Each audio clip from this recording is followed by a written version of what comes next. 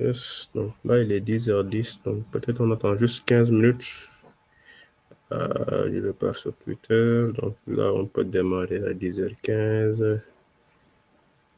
Comme ça, on sera bon.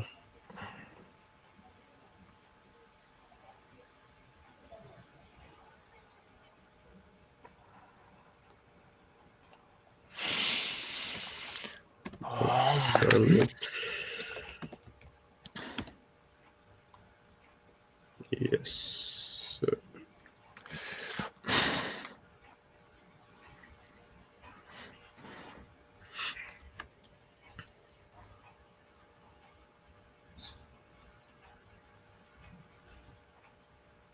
Il n'y a personne qui va à la KubeCon là? C'est pas trop cher. Espérons que d'ici peu que la CNCF nous sponsorise pour qu'on Ah ouais, puisse y aller ensemble. Ce serait je pense super, que hein? hier, je regardais comment ils appellent ça, les passes rouges, mais ça, c'est Ouais, c'est salé, cher, hein. ouais. Ouais, En plus, t'as le billet d'avion, réservation d'hôtel et ouais, tout ça. Il y ouais, a que c'est pas. il y a qu'une entreprise qui peut supporter ça, quoi. Genre, tu prends deux, trois de tes employés, tu les payes le billet, les passes et tout ça. Mais Ouais, quand tu dois le sortir de ta poche, c'est un peu salé, hein. ouais, c'est pas du tout évident. C'est pas évident. Mais Sinon, bon, pour c'est... Cloud Door, eux, je pense que eux, ils sont riches, hein. Est-ce que Aliv n'y est pas là actuellement même? Ah! James, faut nous amener là. Eux, Mais ils ont les contacts. je suis plein à quelqu'un, moi. Mais vous, vous avez les contacts. Donc, Aussi pauvre que toi. Je suis plein à quelqu'un. non, non, arrête, arrête. Vous avez les contacts. Cloud d'or un jour et Cloud d'or pour toujours. N'est-ce Exactement, pas? voilà. C'est ça le slogan. C'est vraiment ça le slogan. Non, James, il peut passer via Aliou et puis nous, je sais pas, on régler Ouais, 5 passes, 5 réservations d'hôtel et 5 billets. N'est-ce pas? exactement. N'est-ce Il pas? peut nous mettre dans sa valise. Hmm. N'est-ce pas? Ou c'est pas plutôt social avec la levée de fonds et tout? Allez, Vous avez pas de problème de jour? Laisse ce CM là-bas. Laisse ce CM là-bas.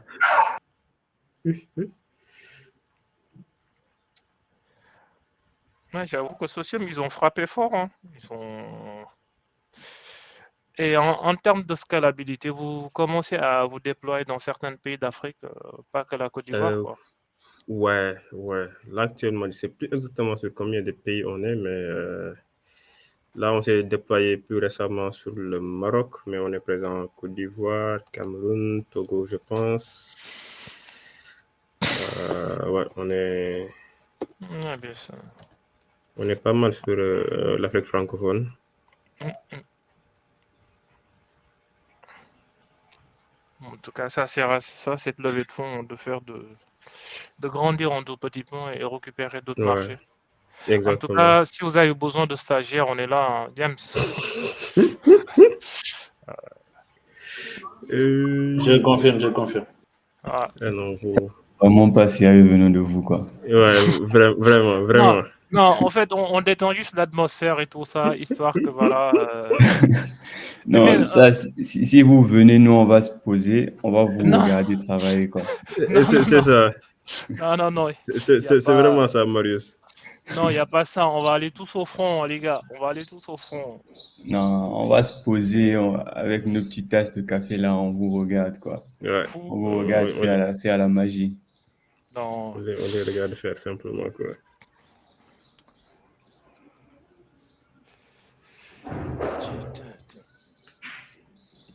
Bon, chance qu'on est good, hein. C'est. Ouais, je pense aussi qu'on est good.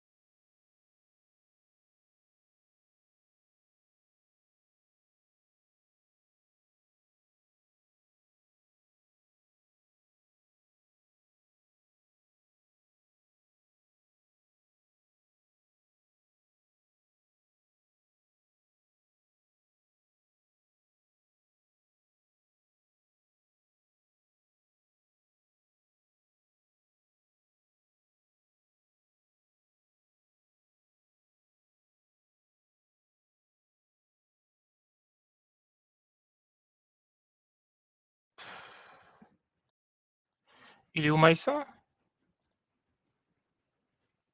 Allô, vous m'entendez? Yes, je crois que Maïssa, il a quitté. Hein. Attends, Ouais, 2 secondes. Je le. Voilà.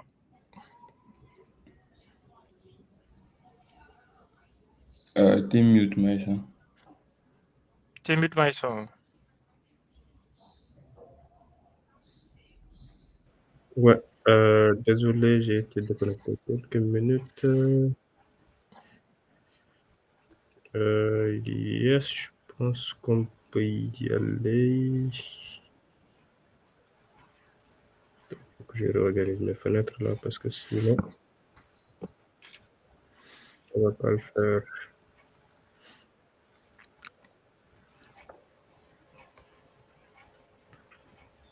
Ok. Est-ce que l'enregistrement, ok. L'enregistrement est toujours en cours. Donc, bonjour à tous et merci d'être là. Je sais que c'est pas évident avec le Ramadan / carême plus samedi matin. Donc, voilà. Donc, ravi d'être là pour notre premier événement de l'année, notre premier meet-up. Donc là, on a comme guest Marius qui nous parlera un peu d'observabilité. Donc, moi, c'est Maïssa Mbaye, lead organizer au niveau de Cloud Native Dakar. On a Ansou également qui est là et James qui sont mes co-lead organizers. Il y a également Jean-Luc Semedo qui n'est pas là malheureusement. Donc là, peut-être on va en profiter pour faire une petite introduction de la communauté, faire un tour de table avant de faire place au show de Marius. Donc, l'idée de la communauté, c'est voilà, un peu de partager. Hein. Je pense que on a créé la communauté, je pense, en 2022. Donc, on échangeait souvent sur Twitter. Et à chaque fois avec Ansou, James, donc on avait remarqué qu'il y avait ce petit noyau-là. Il y en avait d'autres. Hein. Toujours on parlait de cloud, de DevOps et tout ça. Et à chaque fois, on se taquinait, on se disait, mais voilà, il faut qu'on mette en place un truc là, parce que là, actuellement, au Sénégal, il n'y a pas encore de communauté cloud, DevOps, ce genre de choses. Voilà, à chaque fois, on repoussait la chose jusqu'à ce que bonjour, on s'est mis sur la table et puis on s'est dit que voilà, donc là, on va vraiment essayer de mettre en place quelque chose. Et c'est là où la commune est née. Donc, on n'a pas eu vraiment le temps depuis 2022 de commencer les choses. Étant donné que moi, je suis au Sénégal, il y a Ansou et James qui sont en France, il y a Jean-Luc qui est au Canada actuellement. Donc, on est un peu éparpillés dans le monde. Donc, voilà, on n'a pas eu à trouver énormément de candidats pour vraiment se lancer dans la chose. Et puis, voilà, nous, on s'est dit qu'on va essayer de plonger tête la première et puis on va voir ce que ça va donner, quoi. Donc, c'est vraiment de là où est née la commune. Et là, on est en train de faire, de mettre en place les choses. Donc, dans un premier temps, on commence par les meet-ups. Et après aussi, on va essayer de voir comment est-ce qu'on va évoluer, mettre en place d'autres types d'événements, pas que des meet-ups, pas que le format meet-up, mais plus aller sur les formats workshops, ce genre de choses. Donc voilà, donc je ne sais pas, Ansou, James, si vous avez des choses à rajouter par rapport à ça. Bon, juste une petite précision ou peut-être rajouter juste en dicton, à savoir que voilà, ça c'est notre première, comment on appelle ça, notre première meet-up. Et il y a un sage qui disait que sur un voyage de 100 km, il y a toujours le premier pas. Et ça, c'est notre premier pas. Et puis voilà, on va essayer d'être constante et fidèle à nos principes et puis essayer d'englober le maximum de personnes de telle sorte que voilà, là où on a envie d'y arriver, qu'on y arrive, quoi. Et puis, Marius, Vincent, fait nous rêver. Voilà, c'est ce que je voulais dire. Merci. Bonjour. Pour moi, je dirais que c'est le moment de démarrer. C'est jamais trop tard et on a créé la communauté depuis 2022, mais bon, on a démarré en 2025, mais du moment où on vient de démarrer, c'est cool. Et merci à Marius de s'être proposé pour cette première présentation. Espérons qu'il y aura de l'engouement autour de cette communauté. Et n'hésitez pas si vous avez des idées, des propositions, parce que comme on vient de vous le dire, c'est le premier. Donc, ouais, bon, on s'est jeté à l'eau. Donc voilà, donc n'hésitez pas, si vous connaissez des gens qui peuvent sponsoriser, des gens qui peuvent présenter, des gens qui peuvent faire des workshops, qui veulent partager et tout, n'hésitez pas. Vous avez tous les contacts sur la presse. Le mail, c'est gmail.com. Il manque un .com, mais bon, ouais, vous aurez tous compris que Gmail, c'est .com. Voilà, et merci à tous d'être là. Voilà. Yes. Donc là, je ne pourrais faire mieux. Donc, comme l'a dit les gars, voilà, on est là pour partager. Donc, c'est vraiment le moment. Donc, on est là pour partager, passer du temps ensemble, de réseauter. Donc, ouais, c'est vraiment ça l'idée. Donc, comme l'a dit James, aussi, si vous connaissez des gens qui peuvent expliquer, si aussi il y a des gens qui sont dans l'audience qui veulent présenter aussi, on est ouvert, que ce soit moi ou les autres membres. Donc, n'hésitez pas à nous pigner. Donc là, je suis en train de chercher le lien vers... comment ça s'appelle encore? Ouais, je pense que je peux faire tout simplement comme ça. Donc là, il y a la page de la commune. Donc, vous pouvez nous rejoindre à ce niveau-là. Je vais juste partager le lien à ce niveau-là. Donc là, il y a toutes les informations concernant la commune. Donc, la page que vous voyez là, notre LinkedIn, notre page Twitter. On a également un GitHub pour qu'on puisse après partager tout ce qui est démo ainsi que des presses si possible. Et voilà, on a également un Slack pour ceux qui sont plutôt Slack. Je pense qu'après, peut-être, on va essayer de voir s'il y a la possibilité de créer un WhatsApp aussi pour ceux qui sont plus WhatsApp. Donc, histoire d'avoir le maximum de gens. Et puis, voilà, l'essentiel, je pense que l'essentiel a été dit. Donc, du coup, El Maestro, Mr. Marius, donc il est là. Donc, Marius, peut-être je te laisse te présenter. Après, je te laisse la main pour la masterclass. Yes. Du coup, bonjour à tous. Vraiment sympa d'être là, hein, d'être parmi les gouttes, quoi. Donc, du coup, moi, c'est Marius. Normalement, je bosse à Socium avec Maïssa. Donc, j'avais fait le talk au DevFest Dakar, je crois, il y a 2 mois ou 3 mois de cela. Donc, l'idée, c'est de refaire un peu la même chose et de deep dive un peu plus, quoi. Parce qu'on n'avait eu pas beaucoup de temps. Donc, l'idée, c'est de refaire le même talk et de deep dive un peu plus, présenter quelques outils et tout ça. Donc, je crois que je vais partager mon écran. Yes. Dites-moi quand vous voyez mon écran. Vous voyez la presse ou pas?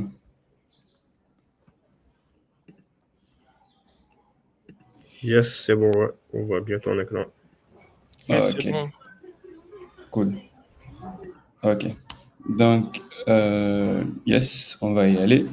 Donc, du coup, le talk est intitulé Introduction to Observability or How to Guess Less and Know More.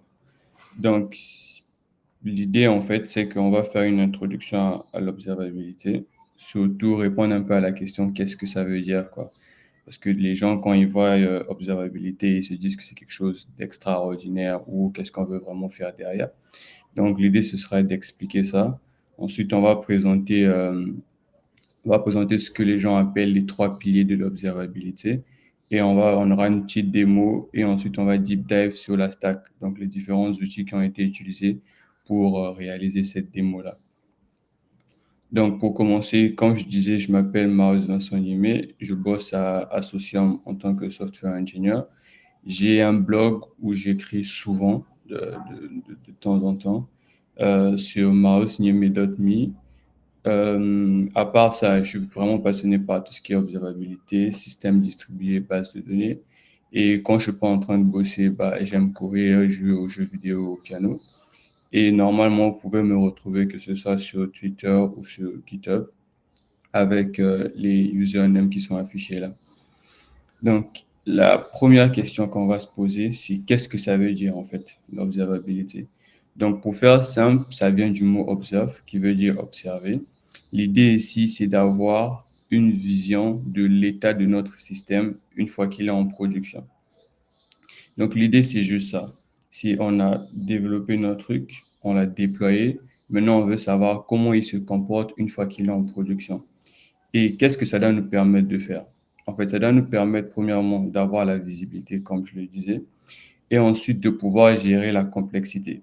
Parce que les systèmes deviennent de plus en plus complexes, on a des architectures de plus en plus complexes, on a des architectures microservices et ainsi de suite.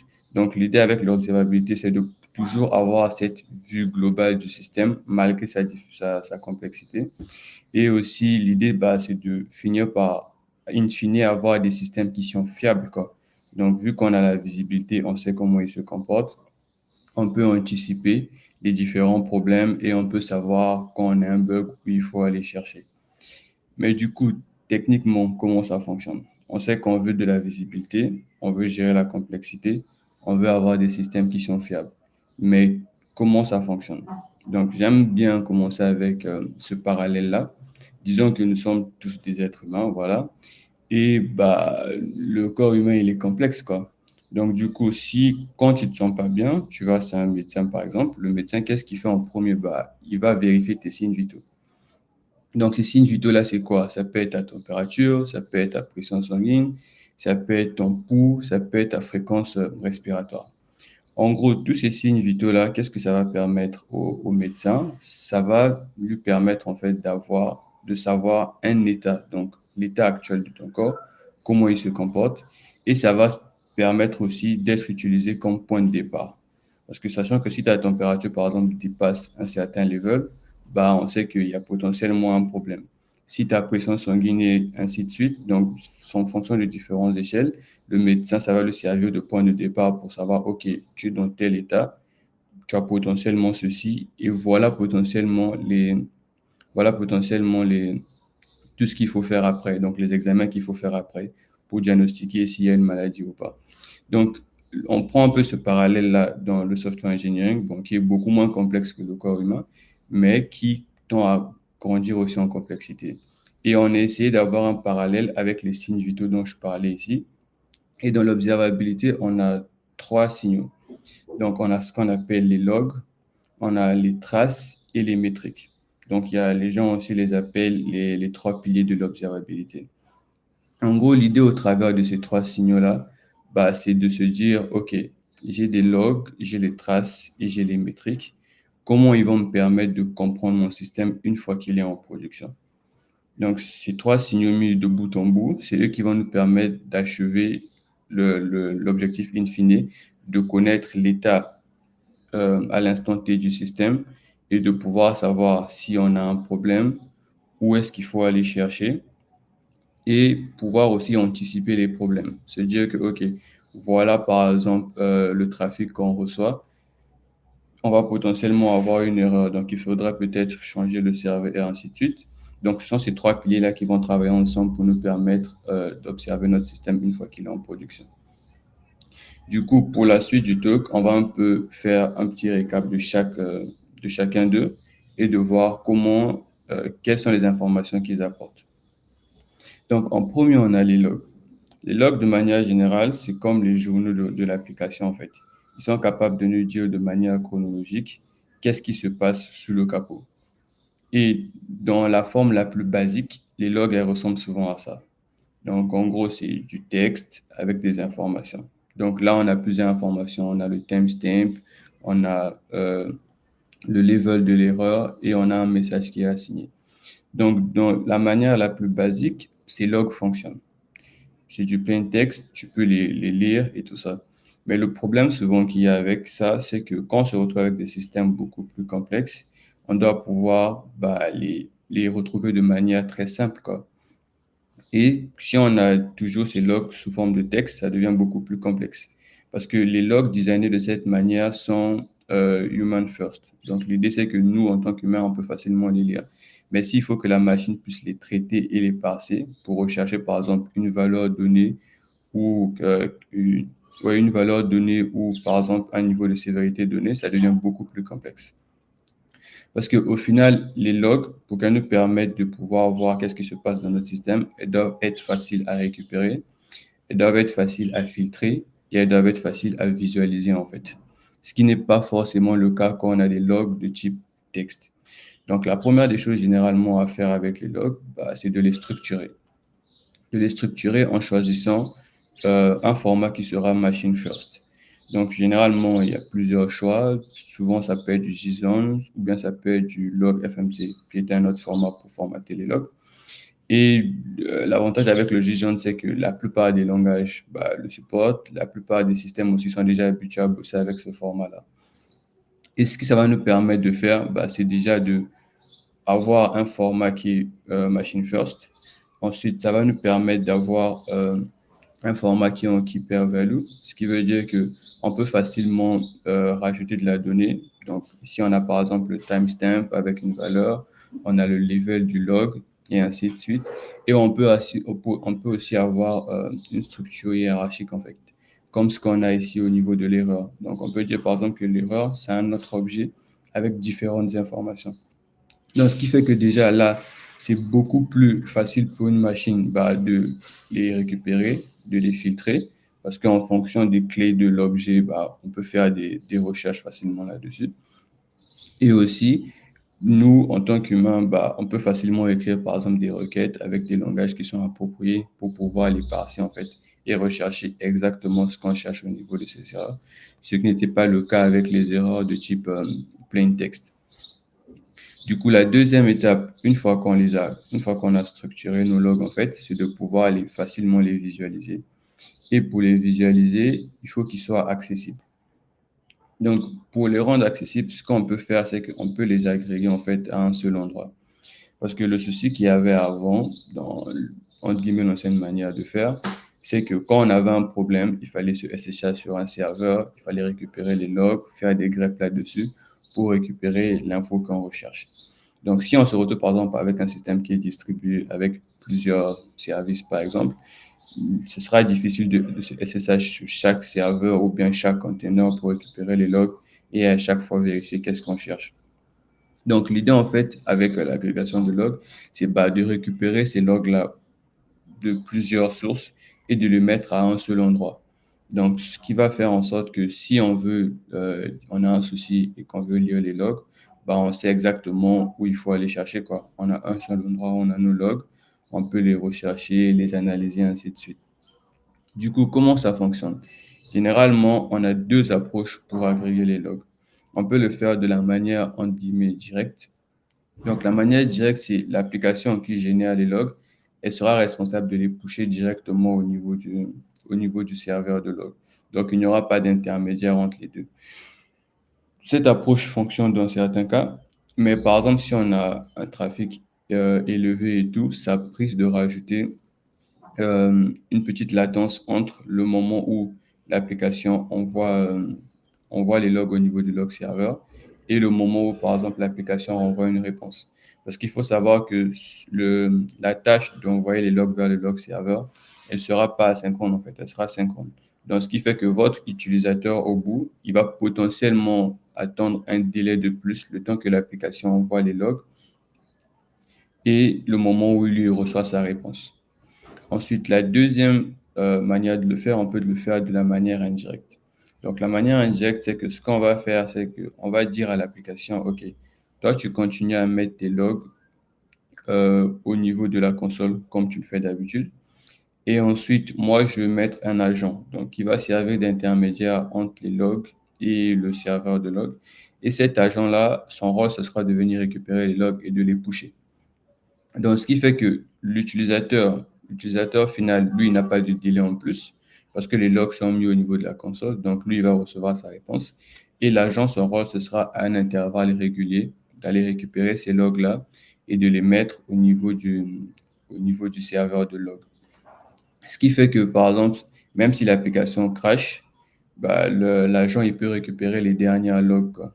Et aussi, on réduit le problème de latence qu'on avait avant. Du coup, pour mettre en place tout ça, on a besoin de quoi? Donc, pour pouvoir agréger nos logs au niveau d'un seul endroit, on a besoin de trois choses.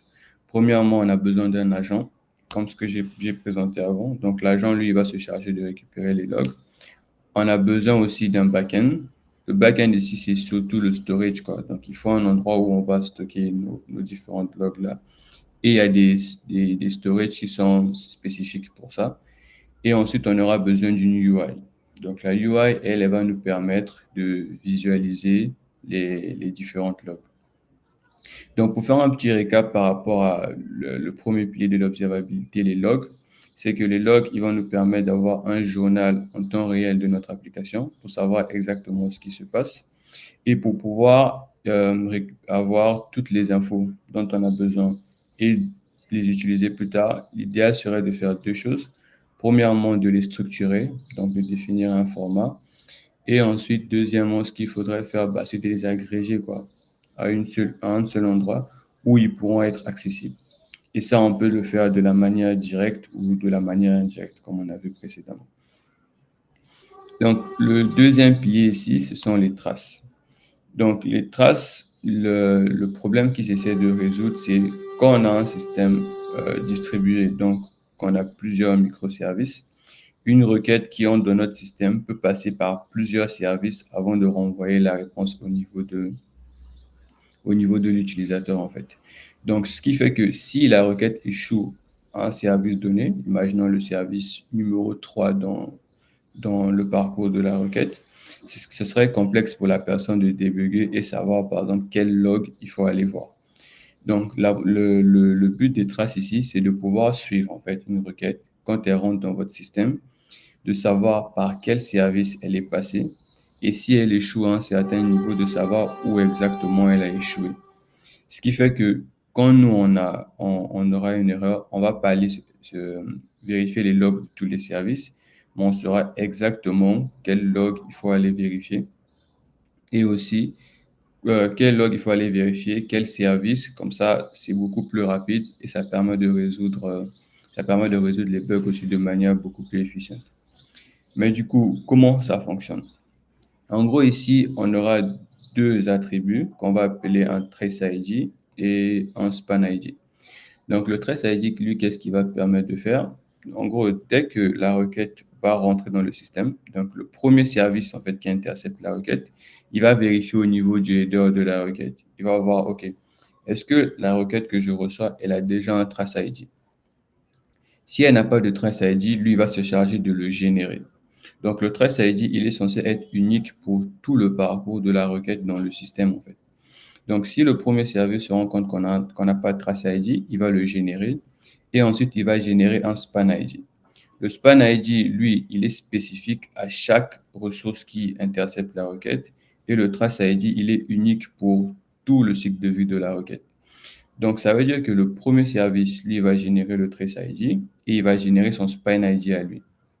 Ensuite, s'il doit appeler le service numéro 4, par exemple, ce qu'il va faire, c'est qu'il doit récupérer le trace ID qu'il a généré et à chaque fois qu'il appelle un service, il doit le passer. Donc, ça veut dire que quand le S4 il va recevoir la requête, il verra qu'on a déjà un trace ID.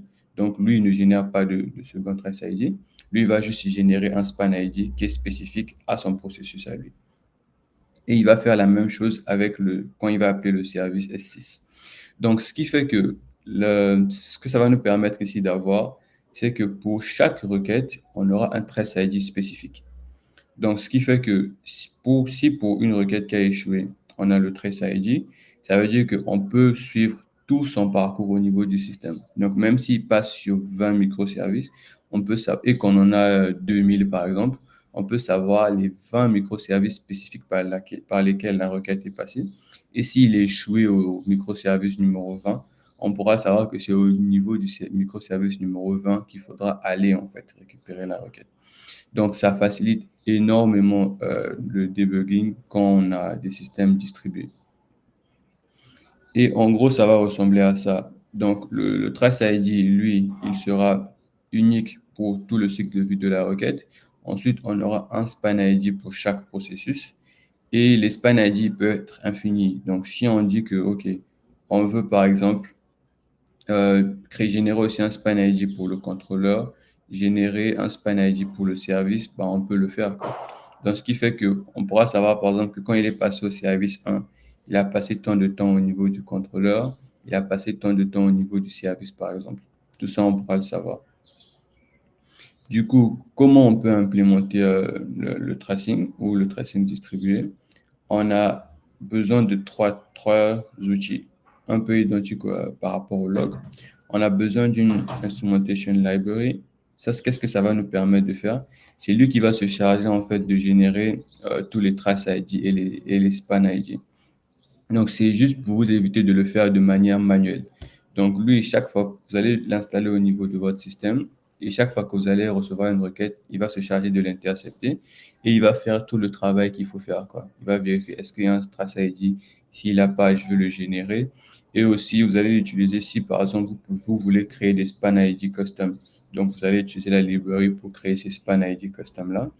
Et une fois que vos applications sont instrumentées, vous avez besoin d'un endroit où vous allez stocker ces traces. Donc, pour stocker ces traces-là, vous aurez besoin d'un backend. Donc, il y a aussi des backends qui sont spécifiques pour stocker tout ce qui est traces. Donc, vous aurez besoin d'un backend pour stocker ces traces-là. Et en dernier, vous aurez besoin d'une UI aussi. Donc, la UI, elle va vous permettre de visualiser en fait euh, toutes les traces que vous avez collectées en fait au niveau de vos systèmes. Donc, pour faire un petit récap des traces, les traces, leur objectif, c'est de permettre de suivre tout le cycle de vie d'une requête, du moment où elle entre dans votre système et du moment où soit la réponse est renvoyée au niveau de l'utilisateur ou soit elle échoue. Et ça fonctionne avec tout ce qui est trace et span ID. Donc, le trace ID va être unique pour chaque requête et le span ID il va être généré pour chaque processus qui intercepte la requête en fait. Et pour mettre ça en place, on a besoin de trois tools, donc une instrumentation library, un backend et un UI. Du coup, le dernier pilier de l'observabilité qui sera intéressant de voir sont les métriques. Donc, en gros, les métriques, c'est quoi? Les métriques, c'est une mesure qui est souvent calculée sur une période et qu'on peut consulter à tout moment. Donc, les métriques, là, ça va être différent parce qu'on en a plusieurs. On peut avoir des infrastructures métriques. Donc, les infrastructures métriques, ce serait par exemple si vous avez par exemple un cluster cube et que vous avez des conteneurs là-dessus et tout, bah, vous allez par exemple pouvoir suivre tous les, tout ce que vos conteneurs consomment. Ou bien, par exemple, si vous avez déployé sur un serveur, vous allez suivre le CPU, la mémoire et tout ce qui va avec par rapport à votre serveur. Vous avez aussi des performances métriques. Donc, les performances métriques, ça peut être par exemple le nombre de requêtes que vous recevez, le nombre de requêtes qui échouent et ainsi de suite. Et vous pourrez avoir aussi des business métriques. Donc, les business métriques, ils seront spécifiques aux problèmes que votre application essaie de résoudre. Par exemple, si c'est un site de e-commerce, les business metrics, ce sera le nombre de commandes qui ont été validées, par exemple, le nombre d'utilisateurs qui ont rajouté des produits au niveau du panier et ainsi de suite. Donc, toutes ces informations-là qui sont importantes pour votre business, pour le problème que vous essayez de résoudre, vous pourrez définir en fait des métriques là-dessus. Et les métriques là, qu'est-ce que ça va vous permettre de faire? Ça va vous permettre de créer des dashboards en fait. Donc, ces dashboards, ce qu'ils vont vous permettre, c'est d'avoir une vue de toutes les métriques que vous avez définies. Donc, ici, on a un exemple de dashboard. Ici, c'est AWS ICS, je pense, qui va vous permettre de voir, par exemple, le nombre de containers que vous avez, qui sont en fonction de leur statut, ceux qui sont en pause, ceux qui sont stop et ceux qui sont running, par exemple. Vous pourrez voir aussi le CPU usage de vos containers. Vous pourrez voir le memory usage de vos différents conteneurs et ainsi de suite. Vous pourrez avoir aussi d'autres dashboards. Par exemple, celui-là, il récupère tous les systèmes, tous les tools externes que votre système utilise. Par exemple, si vous utilisez une base de données, Postgres, un Kafka, un Nginx ou un Redis, par exemple, ce sera intéressant aussi de récupérer des métriques de ces tools-là. Parce que votre système, d'une certaine manière, dépend de ces outils. Si par exemple votre BD crash, ça va impacter votre système. Si votre Nginx crash, par exemple, on pourra plus accéder à votre système et ainsi de suite. Donc, il faudrait avoir des métriques pour le système en lui-même, mais avoir aussi des métriques pour tous les tools pour lesquels le système dépend. Donc, ça va donner une vue un peu 360 de tous les tools qui travaillent ensemble pour pouvoir résoudre votre business. Et ici, on a un dashboard qui présente un peu ce qu'on peut avoir pour un serveur, quoi. Donc, à savoir la load, le pourcentage d'utilisation du CPU et la mémoire. Du coup, les dashboards, c'est bien, c'est beau. Donc, en consultant un dashboard, on peut savoir, par exemple, s'il y a une anomalie et ainsi de suite. Mais le problème avec les dashboards, c'est que les ingénieurs, ils peuvent pas rester 24 heures sur 24, 7 jours sur 7 à regarder vos dashboards, quoi. Sinon, au final, ils ne font plus ce qu'ils sont censés faire. Donc, l'idée avec ça, c'est que on devrait aussi avoir des alertes. En gros, les alertes, qu'est-ce que ça va permettre de faire? Ça va permettre, au lieu de passer notre temps à regarder les dashboards pour chercher des problèmes, les alertes, ils vont permettre en fait de faire venir les problèmes à nous. Donc, typiquement, qu'est-ce que ça veut dire? Par exemple, on a l'exemple de notre site e-commerce et on sait que on a un certain nombre de commandes, par exemple, qui échouent. Et on a cette métrique-là au niveau de notre dashboard. Mais l'idéal serait de se dire, OK, si on a des commandes qui échouent, il ne faut pas qu'on délègue quelqu'un qui sera là 24 heures sur 24 à regarder le dashboard. Mais ce qu'on va faire, c'est qu'on va définir une alerte, par exemple, sur cette métrique-là en particulier. Donc, ce qu'on va dire, OK, si sur une certaine période, on a ce nombre donné, par exemple, de commandes qui échouent, il faut que tu nous envoies une alerte. Donc, ce qui fait que le dev, il peut faire ce qu'il a à faire et chaque fois qu'il reçoit une alerte, en fonction de son niveau de criticité, il va aller checker le dashboard et potentiellement commencer à débugger pour voir quel est le problème, quoi. Donc, mais du coup, si on veut définir des alertes, comment ça va se passer? Donc, la première des choses à faire, c'est déjà d'identifier la métrique. Donc, comme j'ai pris l'exemple auparavant, ça va être par exemple les commandes qui échouent ou bien les commandes validées. Donc, une fois qu'on a défini la métrique, ce qu'on va faire, c'est de définir en fait l'objectif ou bien le seuil. Donc, qu'est-ce qui va trigger en fait l'alerte? Par exemple, si on a 100 commandes qui échouent sur une certaine période, ça veut dire qu'on a potentiellement un problème. Ou bien, si on sait qu'on est habitué, donc on a un bon site e-commerce où on a souvent soit 15 ou 20 commandes par seconde ou par minute, je dis une bêtise, et qu'on a passé par exemple 10 minutes et on n'a pas de commande, ça veut dire qu'on a potentiellement un problème. Donc, une fois qu'on a identifié la métrique et on a défini le seuil, donc qu'est-ce qui va trigger l'alerte, ce qu'on va faire, c'est qu'on va définir le niveau en fait de criticité de l'alerte. Parce qu'il peut potentiellement avoir des alertes qui ne vont pas demander à ce qu'on intervienne aussitôt, mais il peut avoir aussi d'autres, par exemple, qui vont définir, par exemple, si on met des alertes sur la load, par exemple, que la base de données reçoit, ou bien que le serveur reçoit, et on sait que si on n'intervient pas dans les prochaines minutes, le serveur va crasher. Et si le serveur crash, l'application n'est plus accessible pour les utilisateurs. Et si l'appli n'est plus accessible pour les utilisateurs, ça veut dire que la boîte perd de l'argent. Donc, en fonction de ça et en fonction des alertes, on va définir en fait le niveau de criticité. Et une fois qu'on a défini le niveau de criticité, il faudra définir par quel channel on va être notifié, quoi. Donc, généralement, ça peut être en Slack. Vous pouvez créer un channel dans votre Slack sur lequel vous allez recevoir des alertes. Ça peut être aussi par SMS ou ainsi de suite. Ça dépend juste de l'équipe et de l'outil que vous utilisez. Yes. Donc, du coup, on va faire une petite démo. En tout cas, je ressemblais vraiment à ça là, quand j'ai essayé de setup tout ce que je voulais setup pour la démo.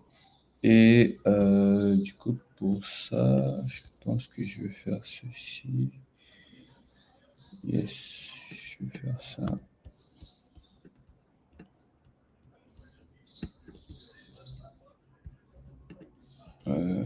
Tac.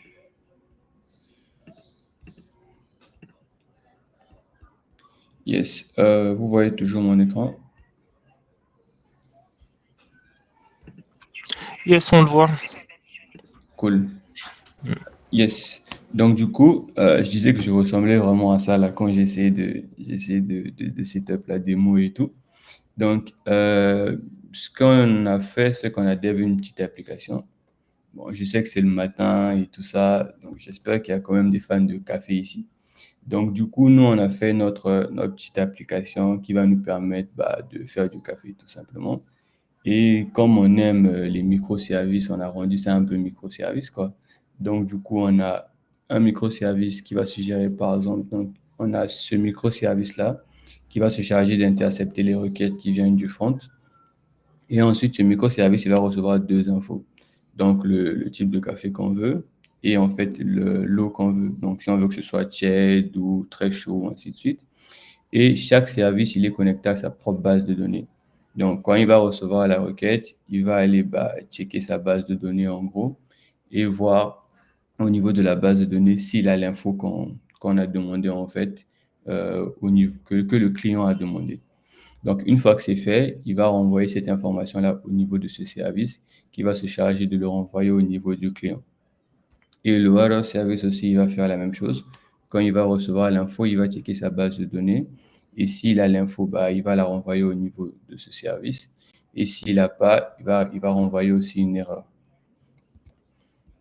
OK. Du coup, yes. Donc, du coup, ça ressemble à ça. Il est très beau, notre site et tout ça là. Donc, du coup, ici, on a deux selects.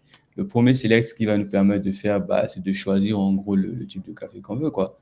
Donc, s'il y a des gens qui sont fans de café Touba, ici, ils vont prendre le café Touba ou le Nescafé. Ou bien, s'il y a les riches, ceux qui aiment les cafés des Américains là, ils vont prendre soit du cappuccino ou americano, ce genre de choses. Et ici, en fait, on va choisir l'eau. Donc, tu peux choisir l'eau, tu peux choisir si tu veux qu'il soit warm ou hot. Donc, ici, ce que je veux faire, c'est que je veux choisir ça. Ensuite, je vais choisir ça et je vais valider la requête.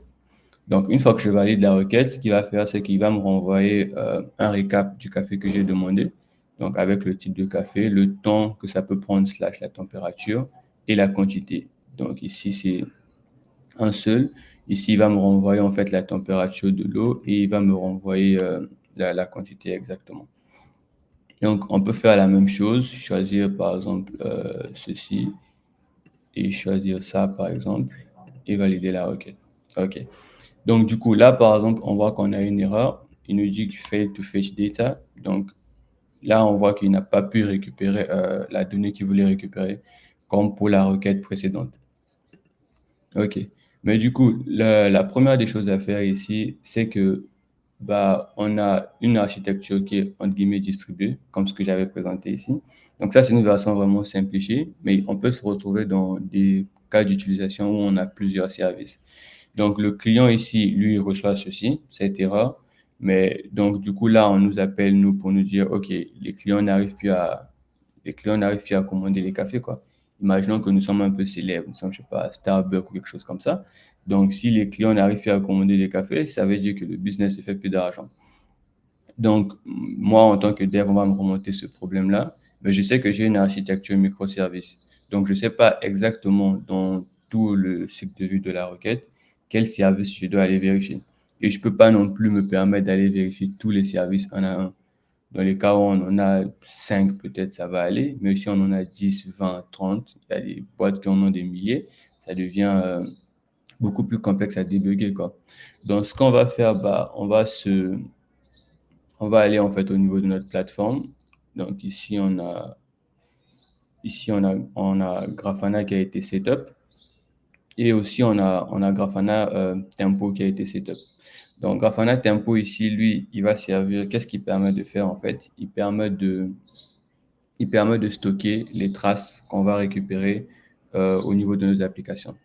Donc, vu qu'on sait qu'on a un bug et qu'on sait que notre système est distribué, donc la première des choses à faire, c'est de savoir où il faut aller regarder. Donc, et on sait que les traces, c'est leur objectif. Donc, les traces, eux, ils vont nous permettre de savoir exactement où il faut aller checker. Donc, ce qu'on va faire, c'est que on va venir au niveau de Grafana Tempo, quoi, lui qui stocke les traces. Donc, la première des choses qu'on va faire, c'est de venir ici.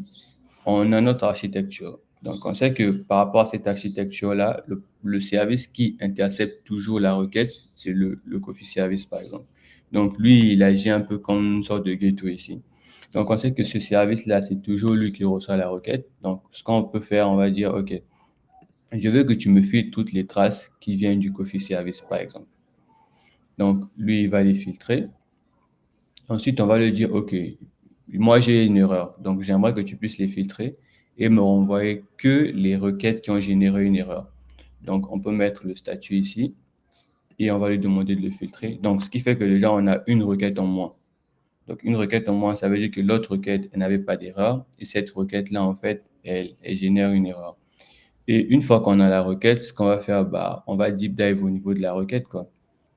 Donc, en cliquant ici, ce que ça va faire, c'est que ça va nous ouvrir un second screen à droite. Donc, ici, c'est une fois que les traces sont générées, en fait, c'est à ça que ça ressemble. C'est-à-dire qu'on aura le service de base qui fait la requête. Ensuite, on aura les différents services, en fait, qui sont appelés tout le long de la requête. Donc, ici, on voit qu'on a le Coffee Service et on voit l'endpoint qu'on avait appelé. Donc, quand on voulait commander notre café, on a dit qu'on voulait un cappuccino et qu'on le voulait hot. Donc, c'est bien ça qui est ici. Et il nous montre que cette requête là-bas, elle renvoie une erreur 404.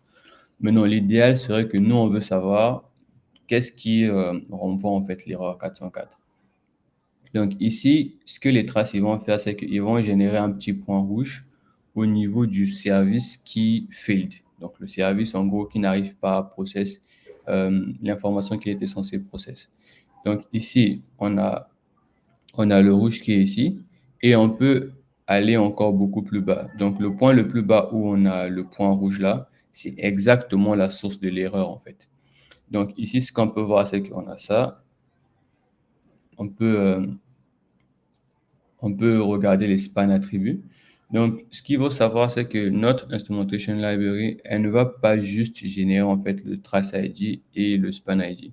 Ça va générer plusieurs informations qui seront potentiellement utiles au niveau de lorsque vous allez vouloir débugger en fait. Donc, en gros, ici, on peut voir que pour cette requête-là qui échoue, on peut savoir exactement qu'est-ce qui s'est passé. Donc, ici, on va voir quel service il appelle. Donc, ce qu'il fait, c'est qu'il essaie d'appeler en fait le Coffee Type Service, comme ce qu'on avait montré au niveau du schéma. Et ensuite, qu'est-ce qu'il fait? Donc, il vient avec une méthode get et on voit ici qu'il rajoute bien le cappuccino qu'il a récupéré au niveau du front. Mais le problème qu'on a, c'est qu'il renvoie une erreur 404, donc not found. Et on a d'autres informations, le nom du service qui est appelé, ainsi de suite. Donc ça pourrait déjà servir comme début de piste pour pouvoir débugger. Mais on sait que le point qui présente le point le plus bas, où on a ce signe en rouge là, il présente en fait la source de l'erreur. Donc ce qu'on peut voir ici, c'est que notre Coffee Type Service, quand il reçoit l'info qu'il doit aller checker dans la base de données, qu'est-ce qu'il fait? Il fait une query à la base de données, quoi. Donc, il fait une query à la CoffeeDB. Et cette query-là aussi, on y a attaché des informations. Donc, on peut voir le nom de la base de données. On peut voir aussi la requête qui est faite au niveau de la base de données. Donc là, on voit bien que c'est toujours le cappuccino qu'on a reçu depuis le front. Et on essaie de le rechercher au niveau de la BD. Donc, en filtrant les cafés en se basant sur le nom. Et ensuite, le process qui fait ici, on voit qu'on a un CoffeeDB error. Et ce CoffeeDB error là aussi, l'avantage c'est qu'il a des span attributs qui lui sont attachés en fait. Donc si on extend ça, on peut voir que on a fait la requête à la CoffeeDB, mais on voit qu'au niveau du résultat, on a 0. Et au niveau de l'erreur en fait qui est affichée, il nous fait comprendre clairement qu'on ne retrouve pas en fait ce type de café là au niveau de la base de données. Donc une fois qu'on a toutes ces infos, on peut savoir, ok, clairement, donc le problème qu'on a, c'est qu'au niveau du front, on a mis un type de café qu'on n'a pas en base de données. Donc quand on essaie de le générer, par exemple, quand on essaie de générer ce café-là pour l'utilisateur final, il reçoit une erreur 400, quoi, une erreur 404. Donc ça, c'est le type d'information que les traces ils permettent de donner. Et on peut voir par exemple que le Coffee Service, il appelle un second service. Donc c'est le service chez le Water Service. Et lui, qu'est-ce qu'il fait? Il va faire la même chose aussi. Il va faire une requête pour essayer de récupérer l'info avec le libellé qu'on a donné.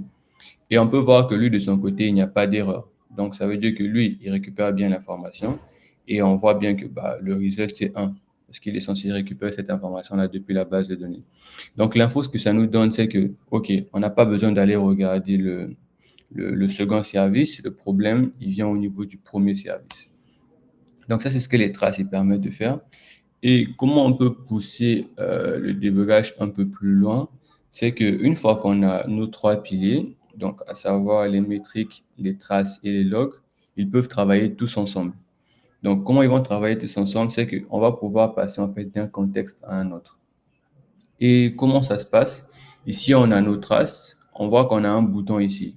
Donc, ce bouton-là, il nous dit, OK, vous pouvez en fait explorer les logs qui sont attachés à cette requête-là. Donc, l'idéal serait c'est que quand une requête rentre dans notre système, on peut la suivre en fait par rapport à tous les services dont elle passe. Et chaque service, en fonction du traitement qu'il fait, il va générer des logs. Donc, la corrélation, en fait, ça va nous permettre de dire, OK, pour cette requête-là, voilà tous les logs, en fait, qui ont été générés pour la requête. Donc, ce qui fait que si les traces ne vous donnent pas tout le contexte dont vous avez besoin, on peut venir ici, par exemple, on peut cliquer sur ça. Et ce que ça va faire, ça va nous donner tous les logs qui ont été générés pour cette requête-là en particulier. Donc ici, on a les logs. Ce qui est en vert, c'est que c'est bon. Et ici, on peut voir qu'on a des logs qui sont en rouge et qui ont pour niveau de criticité erreur. Donc là, on peut voir que c'est potentiellement ce traitement-là qui a échoué et on peut l'extend. Donc si on l'extend, il va nous donner à peu près les mêmes infos qu'on avait au niveau des traces. Il va nous dire, OK, voilà, on n'arrive pas à trouver ce type de café-là. Quel service a l'erreur et ainsi de suite. Et aussi ici, il va nous afficher le span ID et le trace ID. Donc, c'est ce qui va permettre en fait de faire la corrélation, de pouvoir jump depuis les traces vers les logs. Et on peut checker les autres logs aussi. Donc, ça, c'est toujours pour le Coffee Service. Mais on peut voir que le Hello Service aussi, il génère des logs. Donc là, il a généré en fait des logs au moment où il allait faire la query pour checker la base de données. Et ici, il a généré en fait des logs pour dire que, OK, moi, j'ai récupéré ce que je devais récupérer. Je renvoie l'information au niveau du front.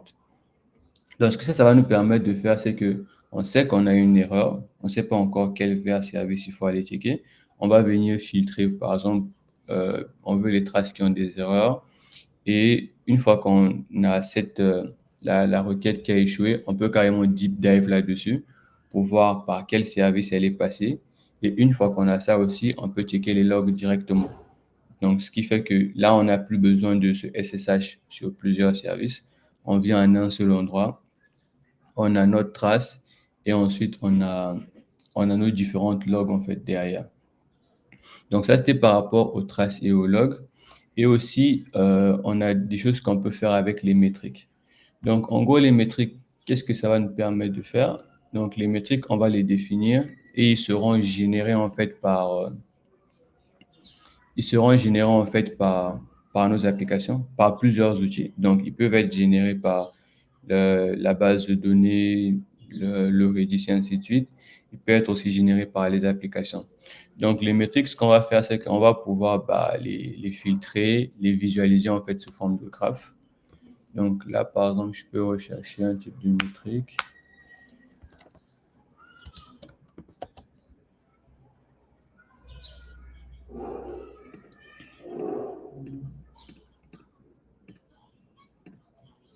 Yes. Donc là, par exemple, on peut rechercher un type de métrique en particulier. Et on peut, ce qu'on va faire, c'est qu'on va pouvoir générer des graphes là-dessus en fonction des métriques. Donc, si votre application génère des métriques et ces métriques-là sont récupérées par Prometheus, on pourra les filtrer ici. Et l'avantage avec Grafana et Prometheus, vu que c'est open source, dans certains cas, vous ne serez pas obligé de créer vos dashboards tout seul, en fait. Donc, il y a des dashboards qui existent déjà. Il y a Grafana, ils ont un entre guillemets, store pour ça. Donc, en fonction du type de données que vous voulez tracer. Imaginons, par exemple, que moi, j'ai une base de données MongoDB et je récupère des métriques là de ma base de données. J'aimerais avoir un dashboard là-dessus. Donc, vous ne serez pas obligé de créer le dashboard par vous-même, en fait. Vous pourrez venir rechercher ici, dire par exemple que moi, je veux un dashboard MongoDB Et ensuite, vous aurez les infos du dashboard ici. Et tout ce que vous aurez à faire, c'est de récupérer en fait l'ID du dashboard pour les dashboards qui sont open source. Et une fois que vous aurez l'ID du dashboard, vous allez juste brancher en fait votre source de données là-dessus et direct vous aurez le dashboard. Donc pas besoin de le créer vous-même en fait. Donc c'est un peu ça par rapport aux métriques. Et un dernier point, ce qu'on pourrait faire aussi, c'est bon, ça n'a pas été fait pour cette démo, mais ce qu'on peut faire, c'est aussi de corréler en fait les métriques avec les traces. Parce que là, on a vu qu'on peut corréler les traces avec les logs. Donc, depuis les traces d'une requête, on peut voir les logs qui ont été générés pour cette requête, mais on peut aussi le faire pour les métriques. Par exemple, on peut dire que, OK, on va traquer, pour reprendre l'exemple que j'avais précédemment, ou bien pour notre démo, les commandes de café qui échouent, par exemple. Et on aura une métrique et on aura un dashboard comme ceci. Maintenant, on peut dire, OK, je vais être capable de partir de ces métriques-là pour jump vers les traces. Donc, pour connaître la requête exacte qui a échoué. Comme ça, on n'aura pas à faire le filtre qu'on a fait précédemment. Donc, pour le faire, ce serait entre guillemets simple. Ça veut dire que quand on va générer notre métrique, on va y attacher aussi le trace ID et le span ID. Donc, une fois qu'on a attaché le trace ID et le span ID au niveau de la métrique, ça va nous permettre de jump depuis la métrique vers les traces et des traces vers les logs. Donc, ça veut dire que si par exemple, on a une alerte, on aura l'alerte, on va checker le dashboard. Le dashboard va nous donner le graphe. Depuis le dashboard, on pourra aller vers les traces. Les traces vont nous montrer le cycle de vie de la requête. Et depuis les traces, on pourra aller vers les logs pour voir exactement quel est le processus qui a échoué et qui fait que la commande de café, en fait, elle a échoué au niveau du client, quoi. Donc, ce qui fait que le process de debugging, il est simplifié d'une certaine manière parce qu'on ne switch plus sur plusieurs environnements. On part des métriques vers les traces et ensuite on part des traces vers les logs. Donc, c'était un peu ça par rapport à la démo. Du coup, on va voir un peu comment tout ça a été setup, quoi. Donc, comment on a setup les traces, les métriques et les logs et comment on a fait pour les récupérer et les visualiser au niveau de Grafana. Donc, ce qu'on a fait ici, c'est que l'outil central qui a été utilisé ici, c'est OpenTelemetry. Donc, en gros, OpenTelemetry, c'est quoi? OpenTelemetry, c'est un projet open source qui est sous la houlette aussi de la Cloud Native Computation Foundations. Et si je dis pas de bêtises, je pense qu'après Cube, c'est le deuxième projet avec le plus de contributeurs et de contributions. Donc, l'idée, en fait, derrière OpenTelemetry, c'est de définir un standard pour la manière dont on récupère les différentes infos de télémétrie. Donc, que ce soit les logs, les traces et les métriques. Donc, qu'est-ce que OpenTelemetry va permettre de faire? Déjà, ça va donner un standard qui va vous éviter en fait le vendor locking. Parce que le problème qu'on avait avant l'arrivée d'OpenTelemetry, c'est que chaque provider d'observabilité, en fait, il donnait ses tools. Donc, par exemple, si vous utilisez AWS, il va vous donner des librairies que vous allez installer au niveau de votre application et que vous allez utiliser pour générer des traces et ainsi de suite. Ce qui fait que si vous voulez, par exemple, bouger de AWS vers GCP ou bien vers Azure, vous allez être obligé, en fait, de retoucher à votre code. Alors que OpenTelemetry, ce qu'il va faire, c'est qu'il va définir un standard qui sera, en fait, qui ne sera pas lié à un observability provider en particulier. Et ce qu'il va faire, il va définir aussi une certaine manière de faire. Par exemple, si on prend l'exemple tout simple de le trace ID, qui est généré en fait pour chaque requête, avant les cloud providers pouvaient l'appeler comme ils veulent. Donc, il y avait les gens qui les appelaient trace ID, les gens qui les appelaient request ID et ainsi de suite. Donc, le problème avec ça, c'est qu'on n'avait pas de standard défini en fait en fonction du cloud provider. Cette info-là, toute bête, elle changeait en fait et ça devenait complexe pour pouvoir suivre tout ça. Donc, OpenTelemetry aussi va définir des standards pour tout ça, ce qui fait que ce sera entre guillemets, le seul standard qui sera utilisé par tout le monde. Et ce qui fait que si vous voulez bouger d'un cloud provider à un autre, vous n'êtes pas bloqué par lui en fait. Le deuxième truc que OpenTelemetry va mettre à votre disposition, c'est des SDK et des API. Donc, les SDK, ce sera les librairies que vous allez installer au niveau de vos applications. Par exemple, ici, on en a installé pour tout ce qui est trace, on en a installé pour les logs et les métriques.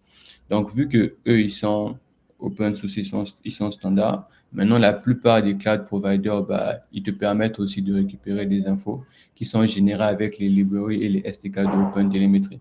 Donc, si AWS, par exemple, supporte le OpenTelemetry Protocol et que GCP aussi le supporte, vous pouvez décider un bon matin de switcher de AWS vers GCP.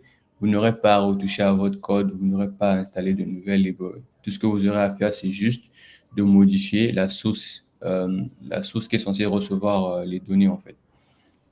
Et le dernier truc que OpenTelemetry va mettre à votre disposition, c'est un collector. Donc, le collector, lui, il va servir de pipeline pour pouvoir récupérer toute votre télémétrie. Donc, comment ça facilite les choses, c'est que lors de la présentation, on a vu que pour chacun des piliers de l'observabilité, on avait besoin à chaque fois d'un agent. Donc, on avait besoin d'un agent qui devait récupérer les logs, on a besoin d'un agent qui va récupérer les traces, et on a besoin d'un agent qui va récupérer les métriques. Donc, ce qui fait qu'à chaque fois, vous avez un agent différent. Donc, le OpenTelemetry Collector, ce qu'il va vous permettre de faire, c'est que vous aurez, entre guillemets, un seul agent qui va récupérer ces trois types de télémétrie-là.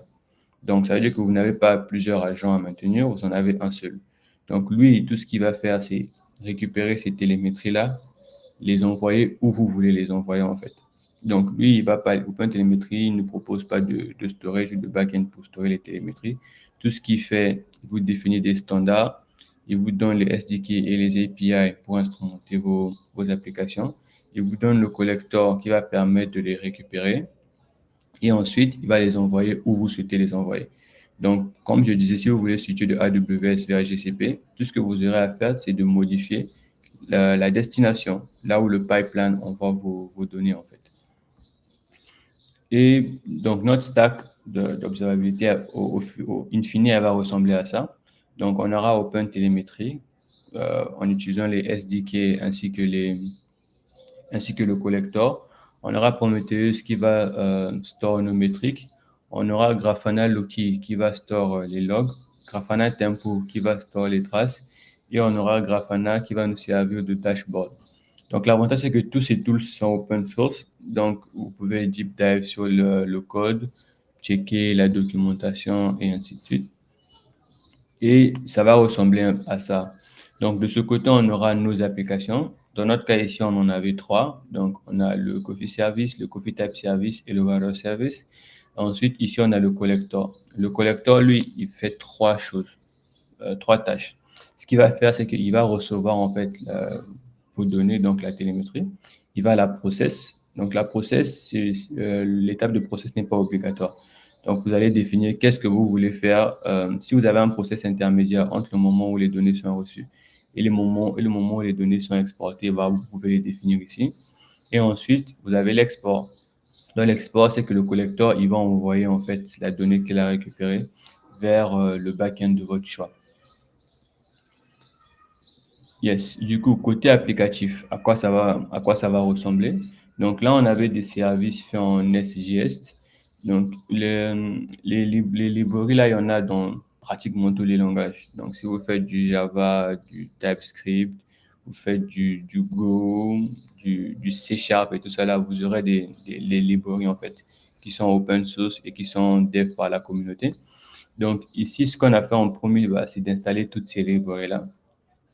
Une fois que vous avez installé ces librairies, ce que vous allez faire, c'est setup vos traces, en fait. Donc, c'est ce qu'on a fait ici. Ici, en gros, on a setup les traces et on va, en fonction du type de ce qu'on veut tracer. Donc, ici, par exemple, on veut tracer les requêtes HTTP.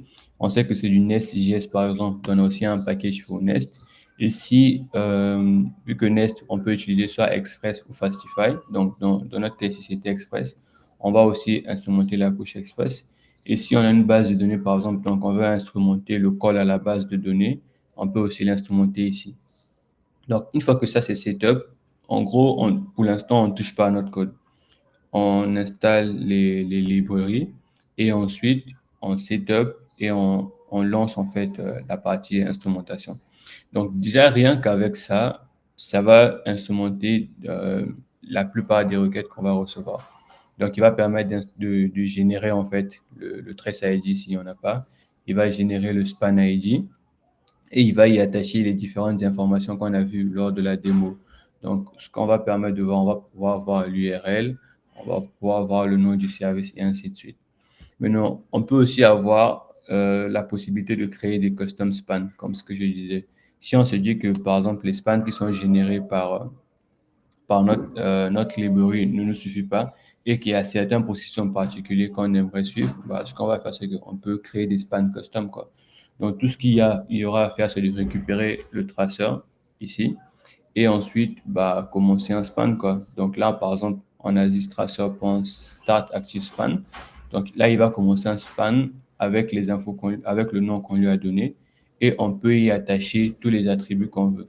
Donc là, on attache un DB system, DB query et on peut aussi rajouter en fait un event. Donc là, ce que ça va faire, c'est que ça va générer un custom span que nous, on a créé manuellement. Donc en cas d'erreur, il va record une exception. Donc ça, c'est ce qui va faire que quand vous allez checker vos spans, vous aurez le petit point rouge là qui vous indique où l'erreur en fait a été trigger. Maintenant, dans tous les cas, si ça se passe bien ou ça se passe mal, il faut appeler le span end. Donc le span end, lui, va signifier juste la fin du traitement, quoi. Donc une fois qu'on a ça, ce qu'on va faire, c'est maintenant, donc là, on a setup en fait l'instrumentation au niveau des applications. On a créé nos custom span. Et ce qu'on va faire, c'est qu'on va configurer le collector. Donc le collector, pour le configurer, c'est un fichier YAML qui peut être simple, comme celui qu'on a ici, mais qui peut devenir aussi complexe et long si on a plusieurs processus à rajouter au niveau de la config. Donc le collector, donc, comme je disais, il va faire 3 tâches en particulier. Donc, et on va les définir ici. Donc, le premier, c'est qu'on va définir les receveurs, comment on veut recevoir la télémétrie. Donc, OpenTelemetry aussi, ils ont leur protocole. Donc, ce qu'on va dire, c'est qu'on va récupérer en fait ces données-là en utilisant le hotel protocole et on va définir les endpoints. Donc, on va dire si c'est du gRPC, je vais les recevoir sur le 4317. Si c'est du HTTP, je vais les recevoir sur le 4318.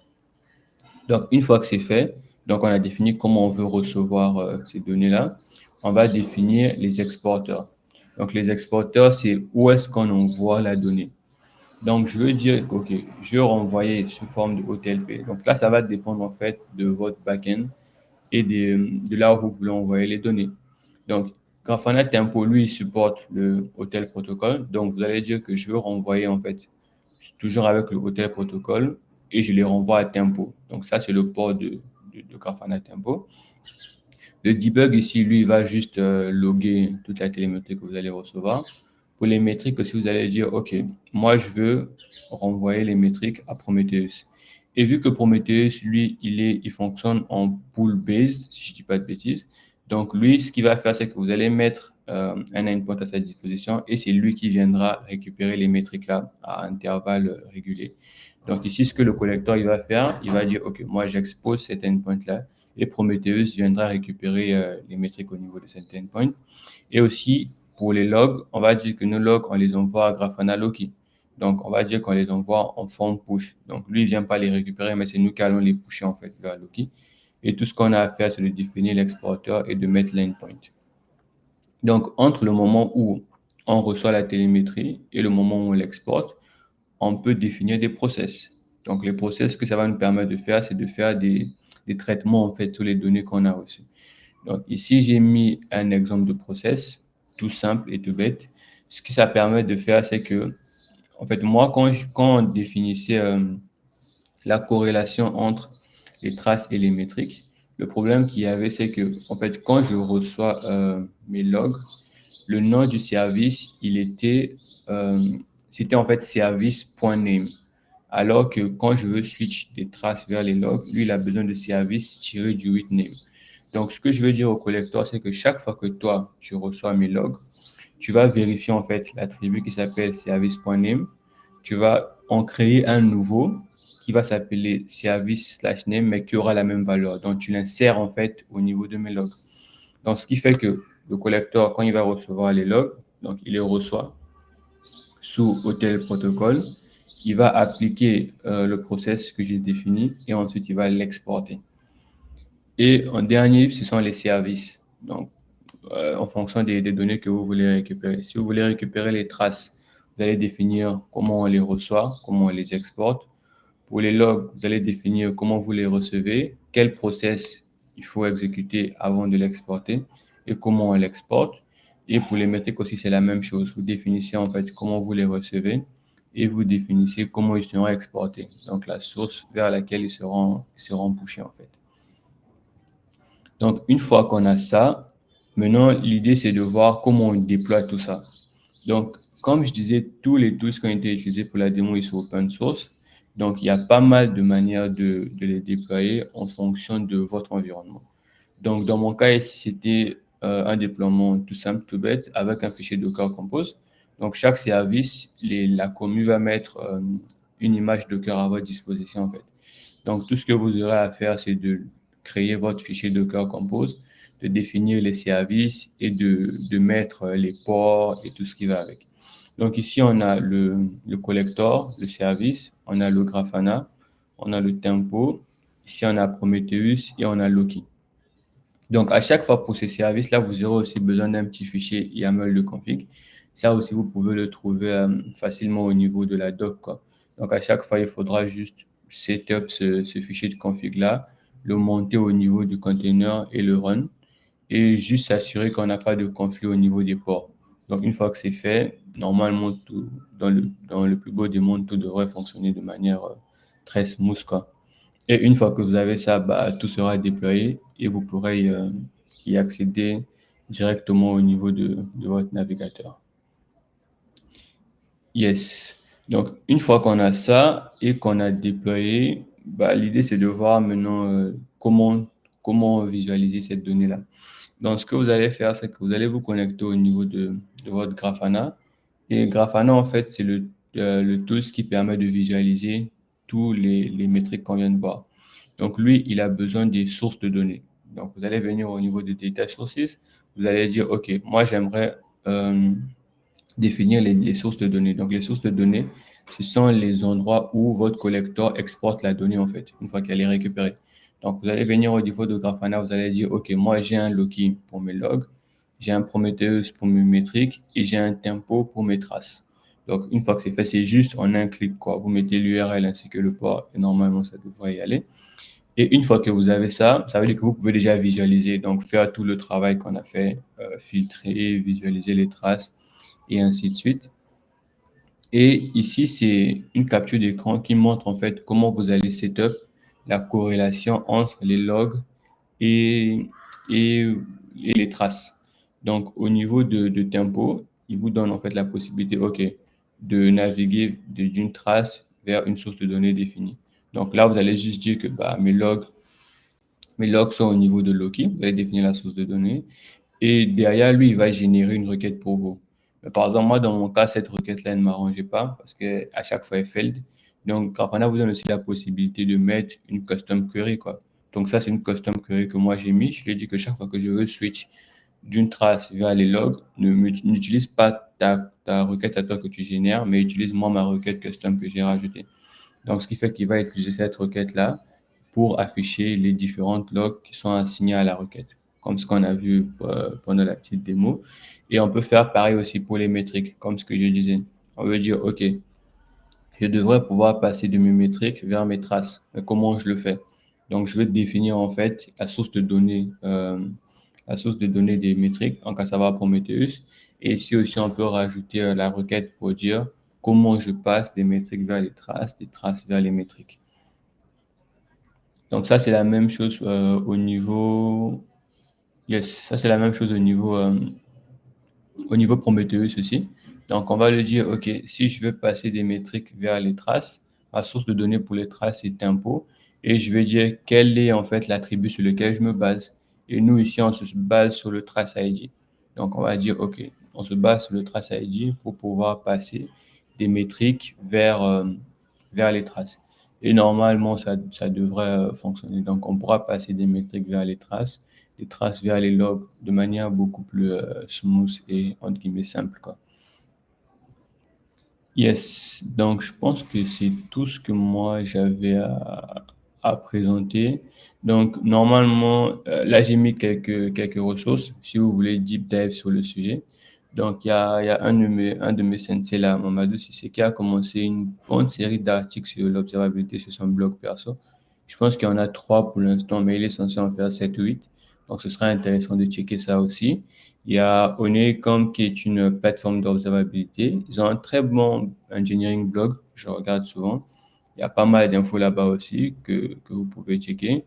Il y a un livre et il y a la documentation de Grafana qui est très bonne aussi avec toutes les infos par rapport à leurs outils et tout ça. Vu que Grafana, eux, ils proposent des outils open source sur tout ce qui est observabilité. Donc, tout ce qui est Tempo, Loki, Grafana pour la visualisation, il y a Alloy, il y a Mimir, il y a plein d'outils open source quoi, dans tout ce qui est observabilité. Ils ont une bonne documentation aussi. Donc, n'hésitez pas à checker ça, quoi. Donc, c'était tout pour moi. Merci à vous. Et j'espère que j'ai quand même donné quelques infos qui peuvent être utiles à tout le monde, quoi. Cool.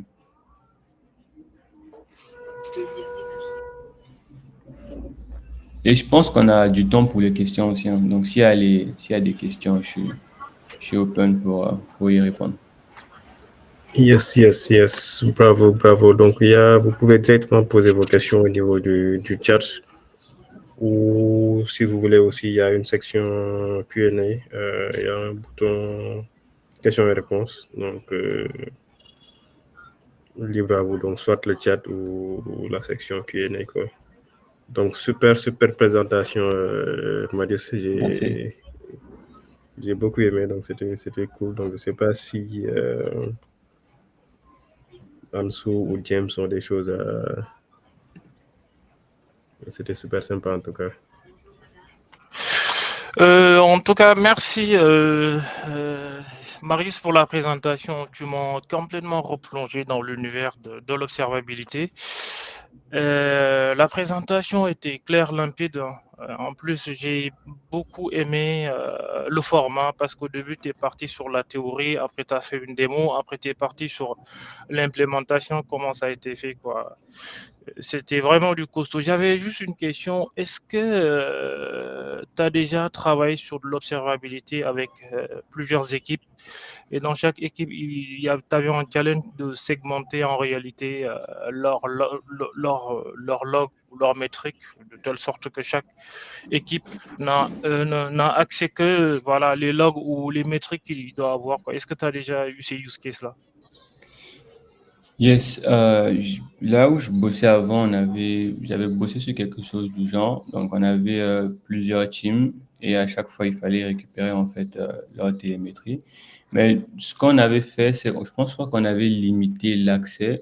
Mais ce qu'on avait fait, c'est on pouvait les filtrer par défaut, quoi. Parce que tu récupères par exemple les logs et tout ça, tu peux rajouter en fonction du service, tu peux rajouter des infos là-dessus, quoi. Donc, ça veut dire que quand toi, tu viens filtrer côté Grafana, par exemple, tu peux filtrer en se basant sur le nom du service. Mais je pense pas qu'on avait limité l'accès. Je pense pas, non. On avait juste mis des filtres par défaut pour éviter de polluer, que tu te retrouves avec des logs parfois qui te concernent pas, quoi.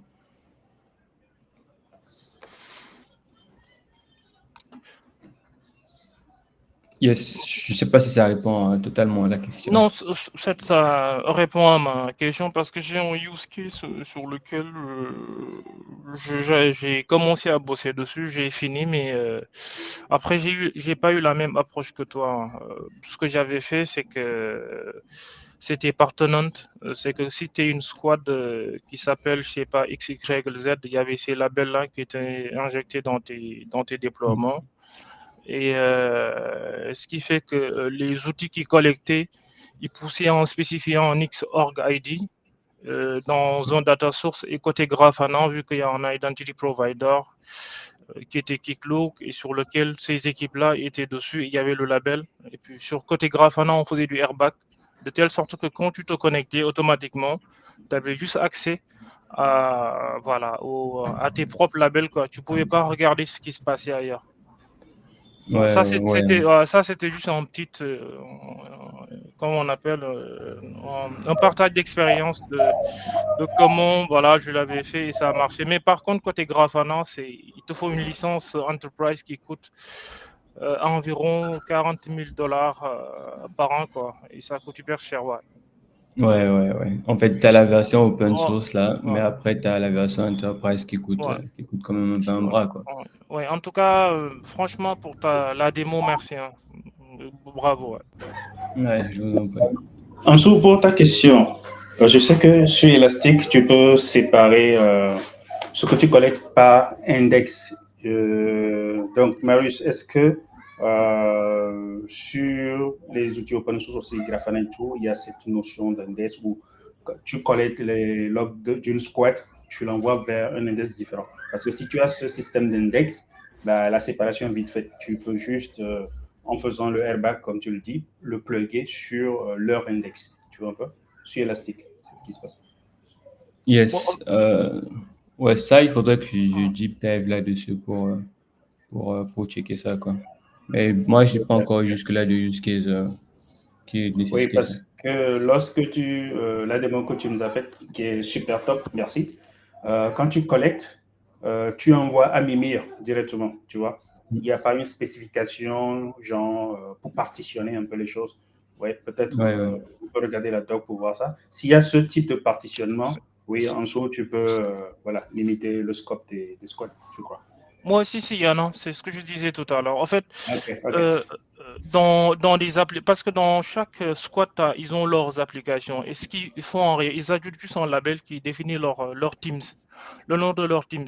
Maintenant, côté, comment on appelle ça? Côté hôte gateway, tu as ce qu'on appelle un X scope org ID, qui est en réalité le tenant. Et ce tenant-là, c'est le nom de l'équipe. Et ça va créer un data source que pour cette équipe-là. Maintenant, quand tu vas te Ok. connecter dans Grafana, c'est là où il filtre automatiquement. Ah, ok, toi, Ok. sur ton token, il y a ta Teams et tu vas accéder qu'aux métriques, au log de ta Teams. Ok. Donc, il y a Ouais, des mais data sources voilà. pas. Ouais, ça fait l'affaire. Mais par contre, le Grafana, la partie airbag, Ah, il faut ça, du cash, ouais. Ouais, il exactement, faut ouais. du cash, quoi. Ou sinon, ce que les gens ils font, tu crées un Grafana par équipe, quoi. La squad, je sais pas, connectivity, il aura un domaine grafana.connectivity, il pourra juste accéder à ça. Mais si tu veux avoir un seul Grafana auquel tout le monde ait accès, il faut sortir, quoi. Il faut aller chez Socium, vu qu'ils ont fait une levée de fonds énorme, ils peuvent se permettre de payer le luxe de ces genres de solutions. En tout cas, merci Marius. Yes. Il faut laisser associer. Ouais, peut-être juste pour rebondir toujours sur le même point. Moi, je pense que la première fois que je suis tombé sur de l'observabilité, c'était plus précisément avec la stack ELK. Et je devais mettre en place un système d'APM, donc Application Performance Monitoring. Et c'était plus sur. Bon, à l'époque, on était déjà sur Elasticsearch et tout ça. Donc, du coup, on était parti sur APM. Et comme l'a dit James, donc là-bas, tu as vraiment la possibilité de, lorsque tu vas passer tes logs avec Logstash, après tu as la possibilité de dire que voilà, moi, mes logs, je les envoie sur un index bien précis. Et après, Elasticsearch va être capable de les détecter automatiquement, quoi.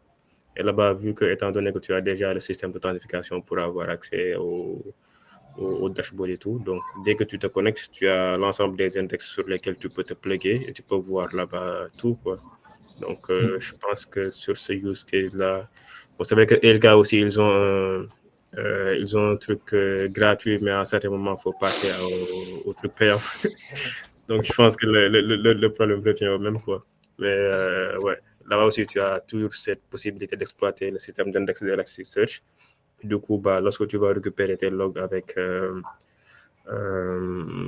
Logstash, parse et tout ça, donc au moment de l'envoi à Elasticsearch, tu peux définir un index. Et après, directement dans Kibana, tu as la possibilité de faire des requêtes, de plugger directement au niveau d'un index bien précis, quoi. Donc, ça, c'est cool. Yes. En tout cas, belle démo. Donc là, ça m'a donné envie de regarder depuis le temps que j'aimerais voir Tempo et toute la suite là de Grafana. C'est dans ma to-do list, mais j'ai pas encore eu le temps vraiment de me checker là-dessus, quoi. Donc, je sais pas s'il y a pas encore d'autres questions. Moi. Mais il n'y a pas de questions sur le chat, là. Comment ça se fait? Ouais, c'est Tu as bizarre. tellement expliqué, c'était trop bien. Oh là là. Ouais, Ou bien vu qu'ils n'ont pas pris le café, peut-être qu'ils tombent. Ouais, peut-être c'est le café, quoi. Ou peut-être ils sont fâchés parce que tu leur parlais de café alors qu'on est dans carême. Voilà, carême / Ramadan, quoi. C'est ça. Et il y a Ansou qui est d'être à demain pour prendre son bon Ah verre non, de café, voilà. dans mes 10 heures pile poil, j'envoie l'artillerie lourde. Ok, ma question. Ces temps-ci, tu as fait un truc d'observabilité sur des lambda, sur AWS. Et chaque fois, quand je dois faire des choses comme ça, je suis partagé. Alors, est-ce que je passe sur les trucs open source ou j'utilise les trucs de la plateforme? Parce qu'en te parlant de lambda, c'est AWS, quoi. Donc, soit je mets de l'énergie à faire le X-ray et tout le reste, ou soit je fais du OpenTelemetry. Et je sais que bon, c'est une compétence que je peux dupliquer n'importe le truc là. Qu'est-ce que tu en penses, Maurice? Ça va. Moi, juste une question. Tu es sur Cube ou pas de Cube? Non, c'est lambda. Lambda, c'est Et lambda, AWS. Ok. C'est des fonctions AWS. Non, je veux dire, ton infra à part tes apps, il tourne directement sur AWS ou tu es sur Cube? Ils sont tous sur AWS. C'est des fonctions. Il n'y a pas de Cube. Ah, ok. Ouais, c'est du serverless, quoi. Ouais, du serverless. Ok. Ouais. Yes, ça va dépendre de l'énergie que tu veux mettre là-dessus. Après, j'avoue que tout ce qui est serverless, j'ai pas trop d'expert là-dessus. Mais en gros, ça va juste. Fais abstraction de la partie serverless. Non, si c'était moi, je suis fan de l'open source, quoi. Moi, je serais parti sur full open télémétrie et puis c'est bon, quoi. Oui. De faire. Pareil, c'est pour ça que je me pose les questions. Mais tu sais, si OpenTelemetry, c'est venu il n'y a pas longtemps, alors que les outils du clouder lui-même sont là depuis longtemps. Il y a intégration avec tous leurs services, écosystèmes et tout, tu vois un peu. Je me posais la question, la pertinence d'aller sur leurs outils. C'est que si j'y vais sur leurs outils, j'aurais un truc intégré de tous les services, tu vois un peu. Maintenant, quand je vais sur du OpenTelemetry, je peux agir sur mes fonctions que je déploie, mais c'est un service, par exemple, peut-être que je n'aurai pas ce qu'il faut. Donc, je suis dans ce dilemme, quoi. Donc, je lance ça comme ça. Bon, comme tu as déjà choisi d'utiliser... non, je n'ai pas encore choisi. Je suis dans le dilemme. Tu es déjà locké, entre guillemets. Donc, vendor locking. Moi, si ça aurait été moi, la question que j'allais me poser, c'est que sur quel délai j'ai envie de déployer la chose. Et est-ce que j'ai envie de monter une compétence sur de OpenTelemetry ou pas? Si j'ai pas envie, franchement, j'utilise ce que le cloud me propose, quoi. Comme ça, c'est shippé, c'est... Ouais, après, si tu ne comptes pas bouger de provider, parce que déjà, si tu ça ne va pas bouger. Ouais, si tu utilises des lambda de AWS, tu ne vas pas bouger sur des fonctions ou quoi que ce soit, donc tu es déjà un peu... ça ne va pas bouger. Quoi. Mais je veux développer les compétences sur Hôtel. Ok. Je doute que ça couvre tous les services qui sont utilisés derrière. Je me dis que ça va limiter mon scope à l'application. Parce que, par exemple, si tu prends l'API Gateway d'AWS, tu prends, je sais pas moi, tous les services qui sont en front, tu vois, est-ce que je vais pouvoir avoir une visibilité dessus? Alors que si tu prends l'outil le X-Ray de AWS, ben, ils ont déjà implémenté ces trucs-là sur ces services sur lesquels tu n'as pas la main. Tu vois un peu? Donc, j'ai ces deux trucs-là qui font que, voilà, bon, je vous lance ça. Je te conseille de rester sur AWS. Je pense aussi. Il y a une question dans le chat pour vous. Ouais, comment choisir sa stack d'observabilité? J'ai un dilemme entre Signos Community, ouais, Signos pas mal aussi, et ELK, Grafana, Prum, etc. Donc, Marius, qu'est-ce que tu en penses de ça? C'est une question de Hassan Diatta, Yes, posée par Hassan, Hassan Diatta. merci pour la question. Ouais, c'est vrai que c'est une très bonne question parce qu'au Ouais. final, le- souvent l'argument c'est est-ce que c'est open source ou pas open source ou propriétaire. Mais finalement, si tu décides open source aussi, tu as plusieurs open source. Donc du coup, soit tu vas choisir soit du LK ou du Grafana. Bon, déjà, le premier point, c'est que si tu décides d'aller sur full open source, l'idéal serait de voir la commu qu'il y a derrière, quoi. Par exemple, si tu vas sur du Grafana, tu as à peu près tout. C'est-à-dire que tu vas pas juste faire, si tu veux faire des logs, des traces, tout ça, tu auras, mais tu as d'autres outils aussi qui peuvent te permettre d'aller beaucoup plus loin, quoi. Donc, moi, ce que je proposerais, parce que je pense que ELK, ELK, qu'est-ce que te permet de faire? Je crois que c'est des logs, non? Logs, récupérer des logs, je crois. Tu peux tout faire, hein, parce que tu peux Là. non seulement faire du log et du monitoring assez basique, mais tu peux faire des trucs beaucoup plus poussés, hein, avec du distributed tracing, avec leur suite APM là, dont je parlais tout à l'heure. C'est vrai que je pense que la dernière fois que j'ai touché à ça, c'était vers 2021 et 2022. Ouais, ils ont un truc assez costaud quand même, avec APM. Et c'est à peu près la même chose, hein. Donc, tu installes des agents et puis tu as ton Elasticsearch là-bas. Donc, ça aussi, ça demande un peu plus d'huile de coude parce qu'il va falloir setup tout ça, faire en sorte que tout fonctionne, déployer les agents sur les microservices, si tu as un environnement microservices et tout. Mais ouais, ils ont un truc assez costaud aussi si tu veux faire des choses assez poussées, quoi. Ouais. En fait, Marius, dis-toi que ELK, c'est l'ancêtre de ce que tu viens de présenter. Ouais, exactement. Donc, ils Ouais, font tout ça, c'est ils vraiment le les font bien. précurseurs, hein. Voilà, ils le font bien Ouais. et voilà. C'est sur ces gens-là que, voilà, J'ai même vu qu'ils on se ont remis, je base crois, aujourd'hui. open source le code récemment, là, je pense. Oui, parce Ouais, que ouais. entre-temps, ils avaient mis ça Enterprise. Pour Enterprise, Après, ouais. voilà, quand les Open Telemetry et tout ça ont commencé à sortir, ils sont revenus à de bons sentiments.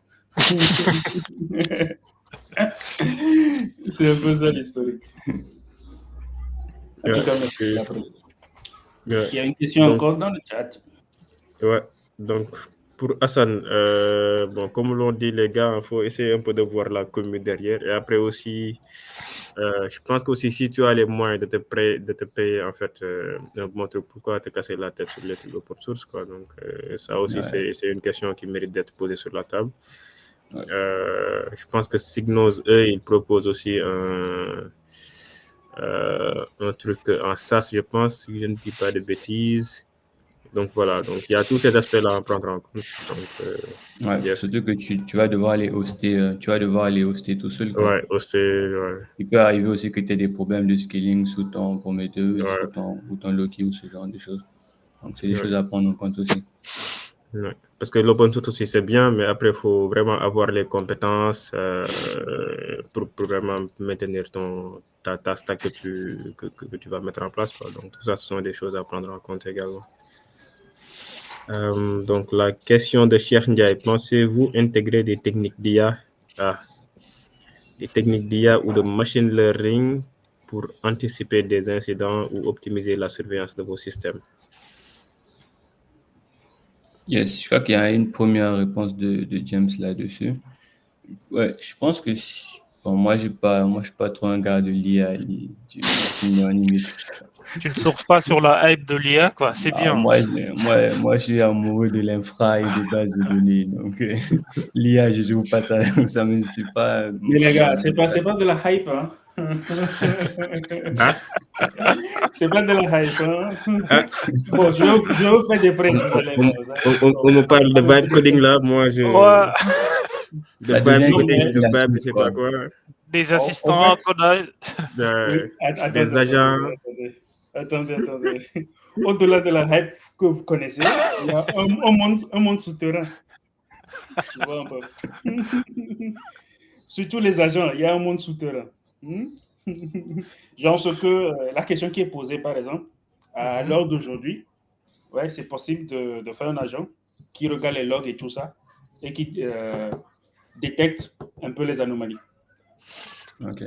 Vois un peu. Bon, Non, ça va, mais comme je le dis, c'est pas la hype où il y a des outils à utiliser, mais il faut aller coder l'agent et tout le reste. Le modèle, voilà, il sait faire ce genre de choses. Et si tu as un agent, tu peux l'entraîner à détecter ces trucs-là. Donc, comme je le disais, ELK, eux, ils l'ont déjà fait. Comme on est dans la communauté open source et que les gars, ils sont fous, sûrement que c'est déjà fait. Il suffit de regarder sur le net, sûrement que c'est fait. Ouais. Ouais, ouais. Moi, je n'en ai pas encore vu pour le moment. Donc, l'IA qui permettent d'étudier, par exemple, les logs, les traces pour après anticiper tout ça. Je sais que sur la partie sécu, ils ont de l'avance parce qu'il y a pas mal de choses sur cette partie-là. Surtout en termes d'IDS, IPS, ce genre de choses, les systèmes de détection d'intrusion et tout ça qui s'appuient sur les algos de machine learning pour essayer un peu d'apprendre les méthodologies d'attaque et tout ça. Donc ça, je pense qu'il y a ça.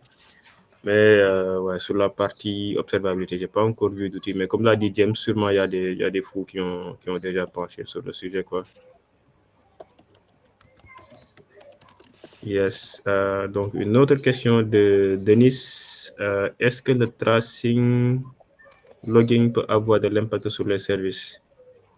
Ça, c'est la première question. Deuxième, en termes de coût, est-ce que l'intégration de l'observabilité dans nos services peut augmenter les frais d'exploitation? Yes. Bon, pour la première question, il y a James qui a répondu. Ouais, je ne vois pas l'impact que ça peut avoir sur les services. Surtout pour les logs, par exemple, si on prend l'approche indirecte dont on a parlé au début là, où c'est l'agent qui le récupère. Donc, t'as pas vraiment de coût, t'as pas de latence côté service. Et pour la deuxième question, oui.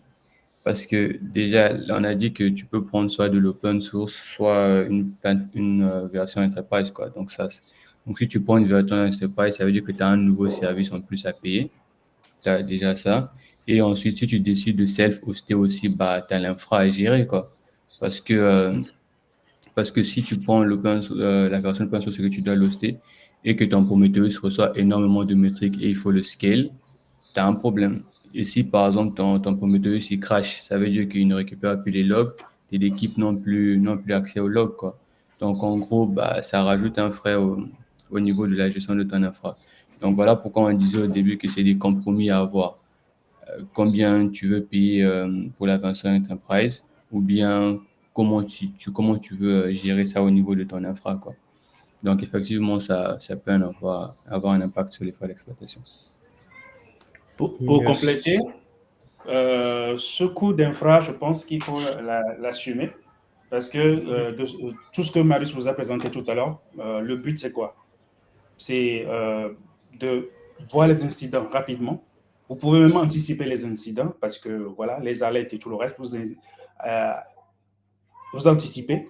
Vous savez que votre base va tomber dans une heure de temps.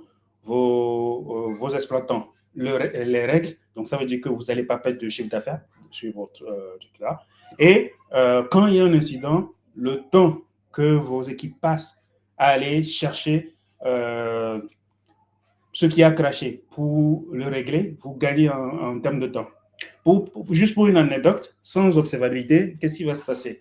Vous avez un système qui ne marche plus, vous allez faire quoi? Le truc par défaut de tous les ops, on va aller redémarrer le serveur et puis ça va marcher. Et si on nous demande qu'est-ce qui s'est passé, la personne ne sait. Mais avec l'observabilité, vous savez exactement ce qui s'est passé. Vous pouvez le corriger, vous pouvez le régler. Vous pouvez même savoir quand est-ce que vous avez des pics sur votre application. Par exemple, supposons que vous êtes dans le cloud. On sait que lorsqu'on est dans le cloud, les ressources, dès qu'on les met, c'est qu'il faut sortir l'argent. Vous pouvez savoir, par exemple, avec votre observabilité, qu'il y a une période où, assez souvent, on n'a pas beaucoup de pics, parce que sur 3 mois, 4 mois, 5 mois, avec l'observabilité, vous avez cette visu dessus, et vous pouvez réduire vos nombres d'instances et tout, par exemple. Sinon, vous allez déployer votre application. Vous allez dire, il faut qu'on soit disponible tout le temps. Vous mettez 3 instances. Alors que peut-être il y a une instance qui est là, qui ne fait rien. Avec l'observabilité, vous avez cette vue. Vous allez dire, finalement, 2 instances suffit. Vous pouvez rentabiliser un peu Voilà la contribution que je voulais faire. Yes, effectivement. Dans tous les cas, je pense qu'il y aura un coût, hein. Donc que ce soit en termes de coûts financiers ou en termes d'huile de coude, parce que voilà, il y aura toujours un coût, quoi. Soit vous allez payer derrière pour l'infra et tout ça, ou payer des solutions payantes, ou soit si vous partez sur des solutions open source, comme on l'a dit tout à l'heure, il va falloir vraiment avoir des compétences pour opérer, gérer tout ça. Donc faut juste essayer de choisir son camp et opter pour la solution qui va vraiment satisfaire votre besoin, quoi. Et aussi, c'est un investissement, parce que comme l'a dit James, il n'y a pas plus cool que le client, avant même que le client vous appelle pour vous dire qu'il y a un problème, vous lui dites oui, oui, on est déjà dessus, on est déjà en train de gérer le truc. Ou même avant même qu'il ne s'aperçoive qu'il y a un problème, vous lui dites ouais, donc normalement il devait y avoir ça, vous avez déjà géré. Donc ça, c'est vraiment super, quoi. Donc, et même aussi dans certains environnements, il est absolument primordial d'avoir ce genre d'outils. Donc, comme l'a dit Marius dans son talk, donc vous pouvez avoir par exemple, si vous avez 2-3 microservices, ça va, mais si vous avez 100, 200 ou 2800 microservices, comme dans le dernier article de Monzo, là, les fous. Donc là, si tu n'as pas de stack d'observabilité, mon frère, là, tu sais, tu vas vraiment avoir des soucis, quoi. Donc, ouais. Yes, donc pour les soucis, peut-être pour le premier point, je pense qu'au début, avec l'avènement de tout ce qui est observabilité, je pense qu'il y avait des légers overhead. Donc, surtout quand tu déploies tes agents qui puissent récupérer les logs, ce genre de choses.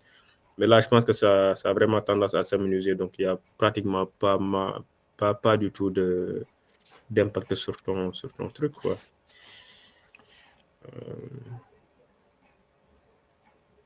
Donc, il y a aussi une contribution de Shérif Fall qui dit qu'il y a AppDynamics qui est assez costaud et qui inclut aussi des fonctionnalités d'IA, ça je ne savais pas, pour la détection des anomalies, mais pas open source. Donc, ouais, ça revient au point qu'on disait tout à l'heure. Hein. Il y a l'open source, tu as juste des features qui sont limitées, quoi. Et si tu veux aller plus loin dans ta stack d'observabilité, tu es obligé de mettre une carte bancaire et avoir plus de fonctionnalités qui couvrent tous tes besoins. Ouais, c'est vraiment ça. Donc, étant donné que tout le monde n'est pas Google, où il y a de super ingénieurs qui peuvent bosser dans des cellules R&D, développer des trucs en interne, là, c'est un peu compliqué, quoi. Yes, je pense que c'était la dernière question, si j'ai pas loupé d'autres questions. Yes, merci Dangote. Denis plutôt. Yes, bah, je pense qu'on est bon alors. Merci à tous d'être là. Je sais que c'est pas évident. Un samedi matin, carême Ramadan, il y en a qui veulent prendre leur café, étant donné que Maurice nous a parlé de café. Et merci à Maurice pour vraiment l'excellente présentation et la démo aussi. Donc peut-être après Maurice, il faut nous partager le repo vers la démo et les slides. Comme ça, on va partager sur les réseaux pour ceux qui sont intéressés. Donc un dernier mot, Marius. Yes, bah c'était cool, hein. Merci à vous. Hein. J'espère que j'ai pu donner deux, trois infos un peu intéressantes. Et je partagerai le repo pour la démo avec les slides, évidemment. Donc, ce sera tout. Merci les gars. Ok, merci à tous. Merci et bonne fin de Ramadan pour ceux qui finissent le Ramadan et courage à nos amis qui continuent avec le carême. Bon, allez, merci les gars, c'était un plaisir. James, je t'appelle après si tu as 5 minutes pour un service. Allez, à plus. Allez, merci à tous. ciao, à plus. Ouais.